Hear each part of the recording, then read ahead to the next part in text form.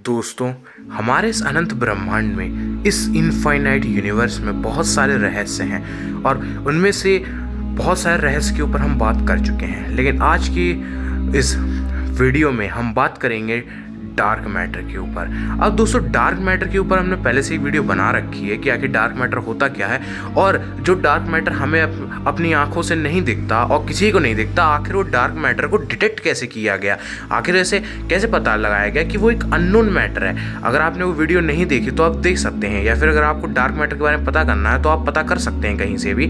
अब दोस्तों, जो डार्क मैटर होता है, सबसे बड़ी पहेली ये है कि डार्क मैटर किन पार्टिकल से मिलकर बना हुआ होता है, या फिर डार्क मैटर किन से मिलकर बना हुआ होता है। क्योंकि पार्टिकल फिजिक्स हमें बात बताती है कि हर एक मैटर कुछ ना कुछ कंस्टिट्यूएंट पार्टिकल से मिलकर बना हुआ होता है। जैसे कि हम सब प्रोटॉन्स, इलेक्ट्रॉन्स और न्यूट्रॉन्स से मिलकर बने हुए होते हैं, फिर वही एटम्स बनाते हैं, और एटम्स मॉलिक्यूल्स, मॉलिक्यूल्स फिर केमिकल कंपाउंड्स, और केमिकल कंपाउंड्स फिर जो है पॉलीमर्स बनाते हैं। और हम किस चीज़ से मिलकर बने हुए होते हैं? क्वार्क्स और लेप्टॉन से। ऐसे ही जो है हर चीज़ किसी न किसी पार्टिकल से मिलकर बनी हुई होती है। और स्ट्रिंग फील्ड थ्योरी हमें बात बताती है कि हम सब वन डायमेंशनल क्वांटम फील्ड से मिलकर बने हुए होते हैं, जिसकी फ्रिक्वेंसी वाइब्रेट करने की डिसाइड करती है किस टाइप का पार्टिकल बनेगा। अब ये तो थी क्वांटम फिजिक्स की बात, यानी कि क्वांटम मैकेनिक्स की बात। अब दोस्तों, बात करते हैं पार्टिकल फिजिक्स की। पार्टिकल फिजिक्स हमें बताता है कि कोई ना कोई मैटर किसी न किसी कंस्टिट्यूएंट पार्टिकल से मिलकर बना हुआ होता है, कुछ एलिमेंट्री पार्टिकल से मिलकर बना हुआ होता है। वही फिर बात यहाँ पर यह आ जाती है कि डार्क मैटर जो है वो किस मैटर से मिलकर बना हुआ होता है। सो दोस्तों, हम पहले इस डार्क मैटर की प्रॉपर्टीज के बारे में बात कर लेते हैं। आखिर ये डार्क मैटर जो है वो होता क्या है? हमने पिछली वीडियो में बात की थी कि जो डार्क मैटर वो होता क्या है। सो ये एक हिडन मैटर है, जो कि ये जहाँ पर हमें कम मैटर मिला और उसकी ग्रेविटेशनल फोर्स से वो कुछ गैलेक्सीज या कुछ स्टार्स को ज़्यादा तेज़ तरीके से वेलोसिटी से रोटेट कर रहा था, जो कि वहाँ पर क्योंकि कम मैटर मौजूद था, तो फिजिसिस्ट लोगों ने कहा कि इतना कम मैटर इतना ग्रेविटेशनल पुल एग्जर्ट नहीं कर सकता, ज़रूर कोई ना कोई ऐसा हिडन मैटर है जो हमें नहीं दिख रहा, और वही जिम्मेदार इस ग्रेविटेशनल फोर्स के कारण, और वो इस अमाउंट में बहुत ज़्यादा है, और जिसे नाम दिया गया डार्क मैटर। यानी कि डार्क मैटर जो है वो नॉर्मल फोटोन से इंटरेक्ट नहीं करता, वो फोटोन से इंटरेक्ट नहीं करता, और क्योंकि जब वो फोटोन से इंटरेक्ट नहीं करता, ना ही वो फोटोन्स को रेडिएट करता है, ना ही फोटोन्स को एमिट करता है, तो हम उसे देख नहीं सकते।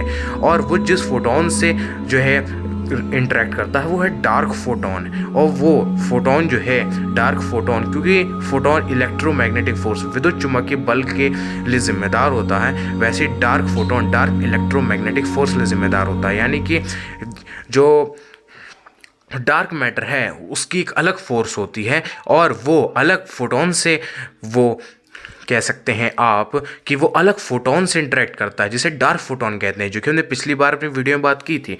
अब दोस्तों, बात कर लेते हैं डार्क मैटर की और प्रॉपर्टीज़ के बारे में। तो इसकी जो प्रॉपर्टीज़ और भी हैं, जैसे कि अगर डार्क मैटर और मैटर दोनों का जो है, अगर दोनों एक दूसरे के आसपास आ जाएं, तो एक दूसरे को ग्रेविटेशनल फोर्स से एक दूसरे को अट्रैक्ट करना शुरू कर देंगे, एक दूसरे को एक्सेलरेट करना शुरू कर देंगे। तो यहाँ पर जब फिजिसिस्ट लोगों ने डार्क मैटर के बारे में सोचा, तो वो ये सोचने लगे कि डार्क मैटर जो प्रॉपर्टीज़ हैं डार्क मैटर की, आखिर वो किस सेलेस्टियल ऑब्जेक्ट्स पे लगाएं जो कि वो मैच कर जाए। क्योंकि वो जानना चाह रहे थे कि कौन कौन से सेलेस्टियल बॉडीज, जैसे black hole, brown dwarf, red dwarf, neutron star, ऐसे कौन कौन से सेलेस्टियल ऑब्जेक्ट्स हैं जिनकी प्रॉपर्टीज डार्क मैटर से मैच करती हैं और वो डार्क मैटर को बना सकते हैं। तो पहला जो शक गया वो गया ब्लैक होल के ऊपर। अब दोस्तों, ब्लैक होल का जो शक था वो भले ही थोड़ी देर के लिए आया, लेकिन वो चला भी गया, क्योंकि जो ब्लैक होल से कभी भी डार्क मैटर बन ही नहीं सकता, क्योंकि डार्क मैटर की भले ही ग्रेविटेशनल फोर्स हो, लेकिन हम जानते हैं ब्लैक होल जो होता है वो बहुत ज़्यादा ग्रेविटेशनल फोर्स रखता है, और इवेंट होराइजन के बाद तो लाइट भी उससे एस्केप नहीं कर सकती। तो वही बात है कि ब्लैक होल से तो डार्क मैटर नहीं बन सकता। फिर बहुत सारे सेलेस्टियल ऑब्जेक्ट्स पे, ब्राउन डॉर्फ और भी बहुत सारी चीज़ों पे, लेकिन उससे वो जो था वो शक चला गया। और लास्टली फिजिसिस्ट लोग ये सोचने लगे कि आखिर ऐसे कौन से पार्टिकल्स हैं जो कि डार्क मैटर को बना सकते हैं। तो फिर सबसे पहला शक गया एक्सियॉन्स के ऊपर। अभी जो एक्सियॉन्स पार्टिकल्स हैं ये बहुत ज़्यादा मैसिव पार्टिकल्स होते हैं जो कि डीके हो जाते हैं तो प्रोटॉन पे। तो इस पर भी शक चला गया, क्योंकि प्रोटॉन जो था, और प्रोटॉन से तो हम भी मिलकर मिलके बने हुए होते हैं, बल्कि हम ही क्या, बहुत सारे मैटर भी प्रोटॉन से मिलके बना हुआ होता है। तो यहाँ पर ये चीज़ हमको साफ साफ समझ में आ गई और बहुत सारे फिजिसिस्ट लोग को समझ में आ गई कि भाई डार्क मैटर प्रोटॉन से तो मिलके नहीं बना हो सकता है, या फिर कोई और पार्टिकल होगा जिससे ये बना हुआ होगा। तो दूसरा पार्टिकल पे शक आया जो कि हमारा है न्यूट्रिनो।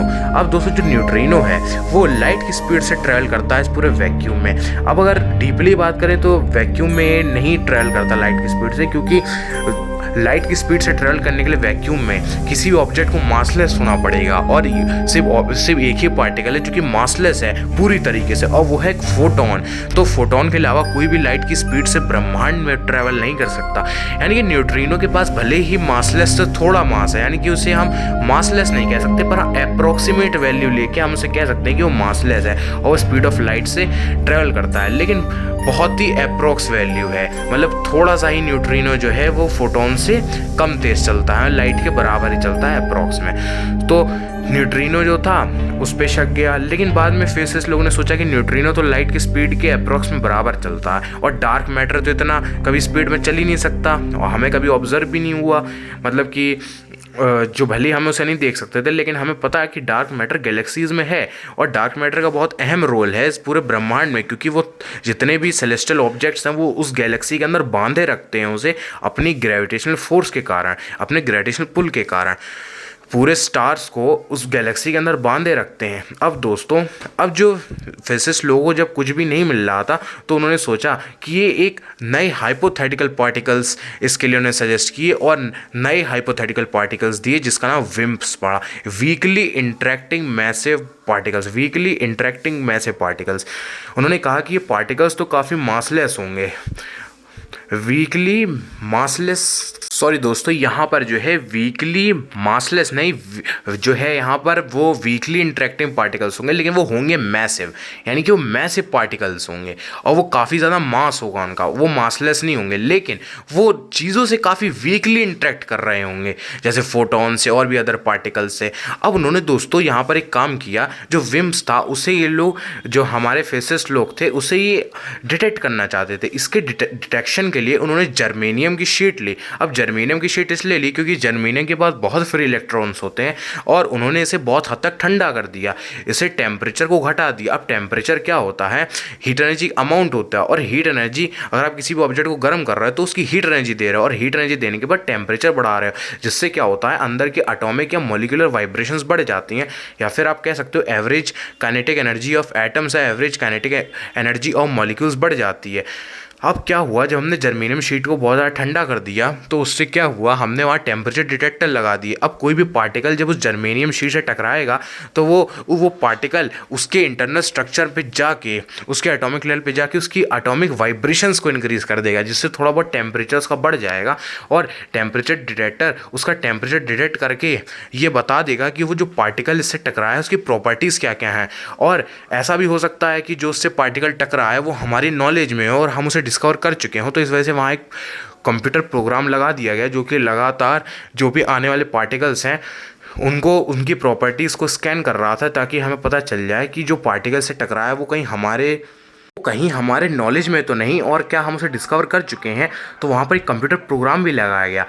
अब दोस्तों, अभी तक तो ऐसा कोई पार्टिकल हमको नहीं मिला जिसकी प्रॉपर्टीज़ विम्प्स से मैच करती हैं, कि वीकली इंटरेक्टिंग मैसिव पार्टिकल से मैच करती हों, लेकिन ऐसा फ्यूचर में हो सकता है कि ये डिटेक्ट हो जाए। और इसी में जो है डार्क मैटर, ऐसा माना जा रहा है कि जो डार्क मैटर है वो कि विम्प्स से मिलके बना हुआ होता है, वीकली इंटरेक्टिव मैसिव पार्टिकल से, लेकिन आज भी वो डिटेक्ट नहीं हो पाए हैं, और हो सकता है फ्यूचर में वो आगे चल के डिटेक्ट हो जाए और हमें पता चल जाए कि जो डार्क मैटर है वो किस चीज़ से मिलके बना हुआ होता है। लेकिन आज भी डार्क मैटर और डार्क एनर्जी बहुत बड़ी प्रॉब्लम्स है, बहुत बड़ी आप कह सकते हो गुत्थी हैं, जो कि आज तक सॉल्व नहीं हुई हैं, और जाने कब तक ये मिस्टीरियस रहेंगी, कब तक ये मिस्ट्री का एक सब्जेक्ट रहेंगी। सो दोस्तों, ये था आज का वीडियो डार्क मैटर के ऊपर।